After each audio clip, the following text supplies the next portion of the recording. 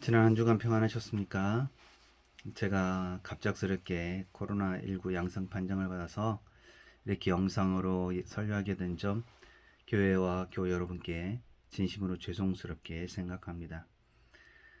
직간접적으로 들어서 아시겠지만 오미크론은 감기처럼 몸살과 인후통을 동반합니다. 저는 심한 목감기 증상이 있었는데 교회 여러분의 기도와 관심으로 저를 비롯하여 저희 가족이 건강을 회복해 가고 있습니다. 교회 여러분께 진심으로 감사를 드립니다. 또한 전국적인 코로나 확산에도 불구하고 이렇게 영상으로 예배 드릴 수 있음에 하나님께 감사를 드립니다. 오늘도 교회에 나와서든 또 영상으로든 예배 참여하신 모든 분들에게 하나님의 은혜와 평강이 늘 함께 하시기를 바랍니다. 제가 설교하는 중간에 혹시라도 인후통 증상이 남아 있어서 목소리가 잠기거나 또 기침을 하더라도 양해해 주시기를 바랍니다. 지난 2월 26일 안타깝고도 슬픈 한 소식이 전해졌습니다. 혹시 아십니까?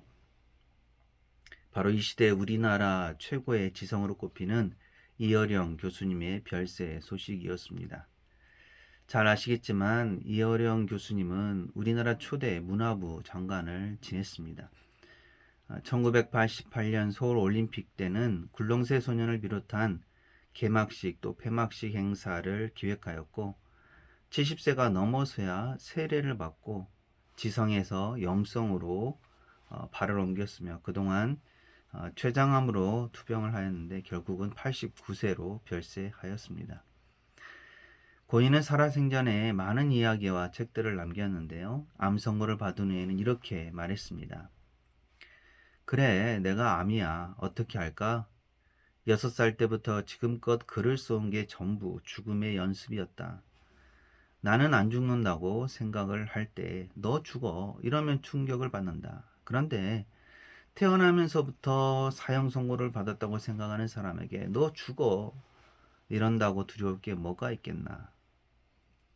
특별히 그는 암에 걸리고 나서는 별다른 항암 치료를 하지 않았고 남은 시간 동안 유언과 같은 책을 완성하고 싶다면서 죽음에 관한 깊은 묵상을 하였습니다. 그래서 그는 죽음이란 신나게 놀던 아이에게 엄마가 밥 먹어라 하고 부르는 소리라고 하였습니다. 또한 네가 죽을 것을 기억하라는 그 라틴어 메멘토 모리가 고인의 평생 좌우명이었습니다. 자신에게 일어난 암과 또 죽음이라는 고난을 자연스럽게 받아들인 성숙한 신앙인의 모습이라고 할 수 있습니다. 제가 시청하는 유튜브 채널 날마다 기막힌 새벽을 진행하는 김동호 목사님도 암 투병 중입니다. 폐암에서부터 시작해서 전립선 암을 거쳐서 갑상선 암에 이르기까지 3가지 암을 진단받고 치료 중에 있습니다. 처음 폐암 판정을 받고 나서 김동호 목사님은 하나님께 하나님, 내가 왜 암에 걸리죠? 라고 질문을 했다고 합니다. 그런데 그 질문에 대해서 자문자답식으로 얻은 답이 너는 왜 안 돼? 였다고 하죠.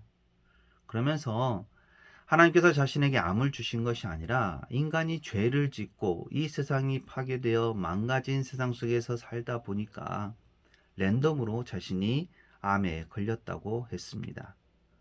또 암에 걸린 사람은 다른 사람보다 죄가 많아서 또 문제가 있어서 걸리는 것이 아니기 때문에 왜라는 질문은 의미가 없다면서 앞으로 어떻게 살아가고 어떻게 극복해 낼 것인가를 생각해야 한다고 했습니다. 그래서 시작한 것이 날마다 기막힌 새벽이라는 유튜브 채널이었습니다. 그리고 그에게 힘이 되었던 찬양은 찬송가 440장 어디든지 예수 나를 이끌면 이었다고 합니다. 김동호 목사님은 폐암 수술을 한 후 지난 2년 10개월간이 가장 귀하고 행복했다고 지금도 얘기합니다. 그러면서 뷰티풀 랜딩, 아름다운 죽음을 꿈꾼다고 하죠. 그리고 그 아름다운 죽음은 아름다운 삶으로 만들 수 있다고 합니다. 저도 뜻하지 않은 코로나19 양성 확진 판정을 받고 나서 이런 생각이 들었습니다. 왜 나에게 이런 일이 일어난 걸까? 그런데 앞서 말씀드린 것처럼 암과 죽음을 신앙으로 받아들인 이어령 교수님이나 또 세 가지 암으로 투병 중이면서 죽음을 앞두고 치열한 싸움을 하고 있는 김동호 목사님의 자문자답인 너는 왜 안 돼? 라는 말씀이 저에게 위로가 되었습니다. 사람에 따라 다르겠지만 며칠 고생하면 낫게 되는 지금 오미크론 변이에 의한 코로나19와 암으로 투병 생활을 이어가는 사람과는 결코 비교할 수가 없겠죠. 신앙인들은 흔히 이런 생각, 착각을 합니다. 예수님을 믿고 교회 다니면 복을 받는다는 것이죠. 물론 당연히 복을 받습니다. 그러면서 돈도 잘 벌고 아프지도 않고 어려움도 당하지 않는 것이 하나님의 복이라고 여깁니다. 그런데 정말 그럴까요? 하나님의 복이 돈 잘 벌고 안 아프고 어려움 없이 지내는 것이 있습니까? 예수님을 믿으면 돈도 잘 벌고 병에도 안 걸리고 아무런 어려움 없이 지냅니까? 결코 그렇지 않습니다. 신앙인이라고 해도 가난해질 수 있고 병에 걸릴 수 있고 큰 어려움을 당할 수도 있습니다. 그럴 때 우리는 하나님께 하나님 왜 저에게 이런 어려움이 생깁니까? 라고 하소연할 수는 있겠지만 그렇다고 해서 왜 이런 어려움이 나에게 생기지 않아야 하는가에 대한 답을 내놓을 수는 없습니다. 병으로 죽을 것이라는 이사야 선지자가 전한 말씀에 히스기야 왕도 내가 진실과 전심으로 주 앞에서 선하게 행한 것을 기억하옵소서라고 통곡할 뿐이었습니다. 결국 자신이 죽거나 사는 것이 사람의 손에 달려있지 않음을 히스기야 왕은 알았죠. 다행히도 히스기야는 하나님의 은혜 가운데 나음을 입고 15년을 더 살 수가 있었습니다. 그럼 우리는 어떻게 해야 할까요? 우선은 신앙인에게도 힘든 상황들이 닥칠 수 있음을 기억하고 신앙인이 당하는 그 고통, 질병, 어려움을 그대로 받아들일 수 있어야 합니다. 물론 감당하기가 쉽지는 않겠지만 신앙인이라면 그 안에서 자신의 연약함을 인정하면서 하나님께 맡기고 순종할 수 있어야 합니다. 그랬을 때 하나님의 사랑을 받고 더 나은 신앙 성장을 이룰 수가 있습니다. 우리 앞뒤 좌우에 계신 분들하고 이렇게 인사하실까요? 이때를 신앙으로 잘 이겨냅시다. 때를 신앙으로 잘 이겨냅시다. 또 한번 인사하시죠. 하나님만이 우리의 소망이십니다. 하나님만이 우리의 소망이십니다. 그런데 이렇게 어려움을 당하게 되어서 하나님께 하소연하는 경우가 아닌 하나님의 일을 감당함에 있어서도 하나님께 하소연하는 경우가 있음을 우리는 성경에서 찾아볼 수 있습니다. 그 대표적인 사람이 바로 오늘 본문 말씀의 모세입니다. 모세는 하나님에 의해서 부르심을 입었습니다. 양을 치다가 불타는 떨기나무가 궁금해서 다가가던 모세를 하나님께서 부르셨죠. 그러면서 모세에게 사명을 주셨습니다. 애굽에서 고통당하는 이스라엘을 구원하기 위해서 모세를 지도자로 세우셨습니다. 하나님께서는 모세를 이스라엘 백성과 바로에게 보내고자 하셨습니다. 하지만 하나님의 부르심 앞에 모세는 반발합니다. 자신은 부족하다고 겸손하게 예의상 거절하는 정도가 아닙니다. 자신은 결코 하나님의 일을 감당할 수 없다고 하는 것이죠. 모세는 하나님께 이렇게 하소연합니다. 하나님 왜 접니까? 다른 사람이 많이 있지 않습니까? 저는 어린아이와 같습니다. 저는 본래 혀가 둔하여 말도 잘 못합니다. 저는 나이도 많습니다. 다른 사람을 보내면 안 되겠습니까? 왜 접니까? 그런데도 하나님은 그런 모세를 세우십니다. 그리고 하나님께서 모세를 보내신다고 말씀하십니다. 그리고 모세와 너와 함께 하시겠다고 하십니다. 모세는 하나님의 그 강권하심에 못 이겨서 하나님의 뜻을 따르기로 결정합니다. 그래서 형 아론과 함께 애굽 왕 바로 앞에 서고 이스라엘 백성들을 애굽에서 인도하여 냅니다. 하나님은 모세가 사역하는 동안에 모세에게 큰 힘을 주셨습니다. 그래서 출애굽뿐만 아니라 광야 생활 가운데서도 이스라엘 백성들을 인도하게 하셨습니다. 그리고 하나님께 반발한 또 한 사람 요나가 있습니다. 요나 선지자는 하나님의 사명을 받은 사람입니다.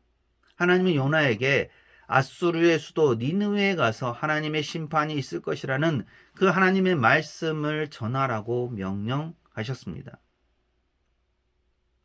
물론 이것이 하나님의 명령인지 아닌지 의심이 든다면 분명히 확인하는 절차가 필요합니다. 하지만 하나님의 명령이 분명하다면, 하나님의 뜻이 맞다면 신앙인에게 주어진 그 하나님의 명령에 대해 어떻게 해야 하겠습니까? 당연히 하나님의 말씀에 순종하겠다고, 하나님의 말씀에 따르는 것이 맞지 않습니까? 그런데 요나는 그렇게 하지 않았습니다. 하나님의 말씀을 듣고 이런저런 생각을 한 듯합니다. 니느웨가 이스라엘의 적국인 아수르의 수도이기 때문에 절대 갈 수 없다거나, 혹은 가더라도 하나님의 말씀을 전하는데 어려움이 따를 것이라는 예상과 함께 하나님께서 혹시라도 니느웨를 구원하시려는 것은 아닌가 하는 그 의중도 엿본 듯 보입니다. 성경에는 나오지 않지만 요나 역시 모세처럼 하나님께 하소연했을 것입니다. 하나님, 왜 접니까? 왜 하필 니느웨로 가라고 하십니까? 남유다도 있고 사마리아도 있고 다른 많은 이방 나라들도 있지 않습니까? 저는 니느웨에 가기가 싫습니다. 그래서 요나는 하나님의 얼굴을 피하려고 니느웨와 정반대편인 다시스로 향하는 배에 올랐습니다. 그럼에도 불구하고 하나님은 요나를 포기하지 않으셨습니다. 바다에 던져진 요나를 큰 물고기를 통해서 구원하시고 다시 한번 그에게 사명을 주십니다. 이번에는 요나도 하나님의 명령을 거부할 수가 없었습니다. 요나는 하나님의 말씀을 니느웨에 가서 선포하였습니다. 그러자 하나님의 말씀을 들은 니느웨 사람들은 하나님을 믿고 금식하며 회개하였습니다. 결국 하나님의 구원의 역사가 니느웨에 이루어진 것이죠. 일반적으로 사람들은 하나님의 택하심에 감사합니다. 하나님의 구원에 감격해 합니다. 그래서 그런 은혜를 주신 하나님을 찬양합니다. 하지만 신앙인이라도 어려움에 빠지게 되면 하소연합니다. 하나님, 왜 접니까? 왜 저에게만 이런 일이 생깁니까? 또한 하나님께서 맡기신 일, 쉽지 않은 사명이 주어질 때도 하소연합니다. 하나님, 왜 접니까? 다른 사람도 많이 있지 않습니까? 예수님은 어떠셨을까요? 오늘은 사순절 첫 번째 주일인데요. 우리는 예수님에게서 우리가 따를 모범을 봅니다. 사실 예수님께서 이 세상에 오시기 전의 상황은 우리가 알 수 없습니다. 천상에서 무슨 일이 있었는지, 하나님께서 예수님을 보내시면서 무슨 말씀을 하셨는지, 예수님께서 하나님의 말씀을 어떻게 받아들이셨는지 알 수 없죠. 우리가 알 수 있는 것은 예수님께서 인간의 모습으로 이 세상에 나셨다는 사실이죠. 또한 예수님께서 육신을 입고 태어나신 것이 하나님의 뜻이라는 것입니다. 예수님이 이 세상에 나서 자라시면서 지혜가 자랐고 하나님과 사람에게 사랑스러워 가셨습니다.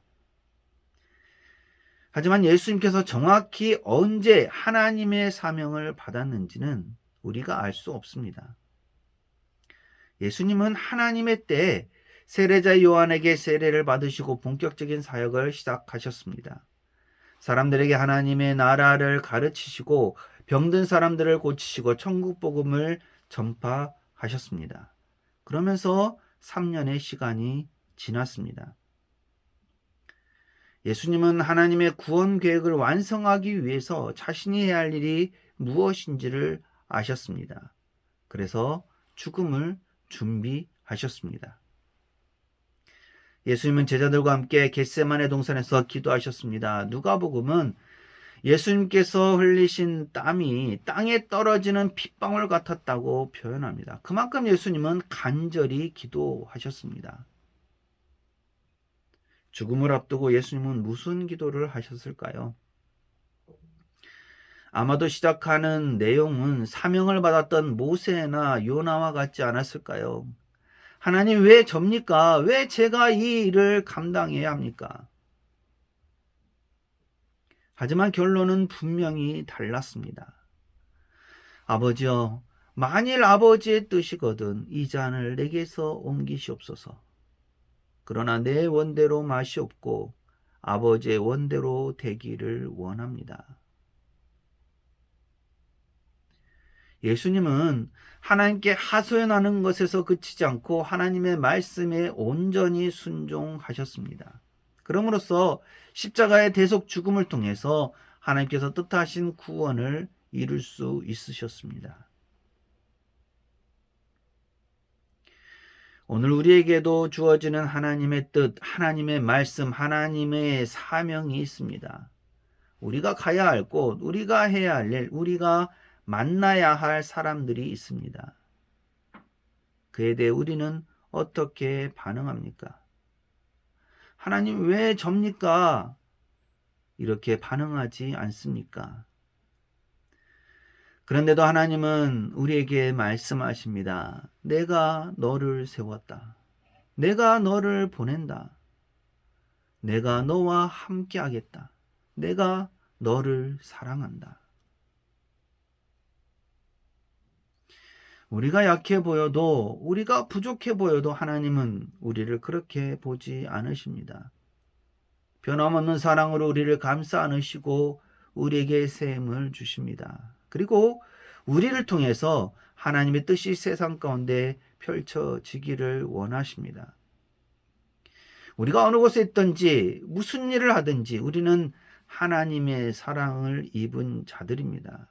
그렇기에 어떤 상황 속에서도 비록 죽음 앞에 서라도 우리는 담대할 수가 있습니다. 예수님의 고난과 죽으심을 묵상하는 이 사순절 첫 번째 주일에 하나님의 부르심과 사명에 대해서 하나님 왜 접니까가 아닌 하나님 사나 죽으나 저는 주님의 것입니다. 저를 통해서 주님의 뜻을 이루어 주옵소서라고 반응하고 또 순종할 줄 아는 우리 모든 새성교회 교우들이 되시기를 간절히 소망합니다. 기도합니다. 은혜의 주님, 오늘도 저에게 귀한 말씀을 주심을 감사드립니다. 저희가 하나님의 사랑과 선택, 구원에 감사하면서도 어려움에 처할 때 혹은 하기 쉽지 않은 사명에 주어질 때 하나님 왜 접니까?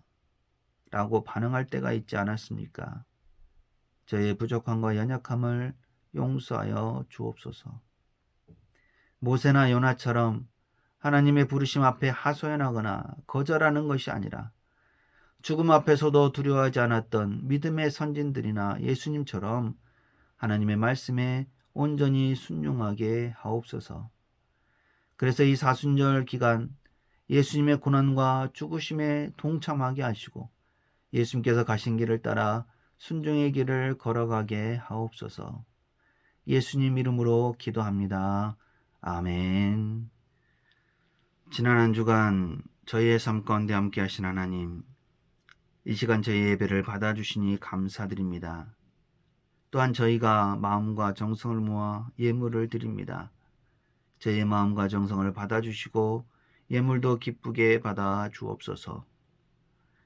이 한 주간의 삶을 주님께 맡기며 추정헌금으로 모든 소득이 하나님의 것임을 기억하며 11조로 여러 가지 감사의 내용들을 담아 감사 예물로 하나님께서 세우신 교회의 부흥을 바라며 건축 예물로 하나님의 구원 역사가 이루어지길 바라며 선교 예물로 저희를 통해 하나님의 사랑이 전해지길 바라며 구제 예물로 그 외 여러 가지 저희 마음의 소원을 담아 드립니다.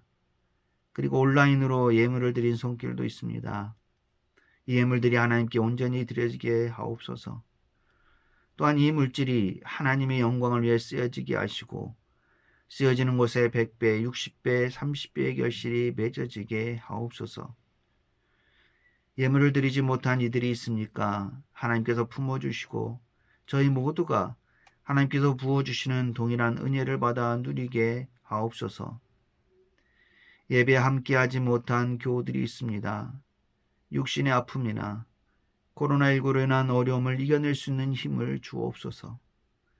하나님께서 그들의 삶에 함께하여 주시고 삶의 현장에서 하나님의 은혜와 평강 안에 거하게 하옵소서.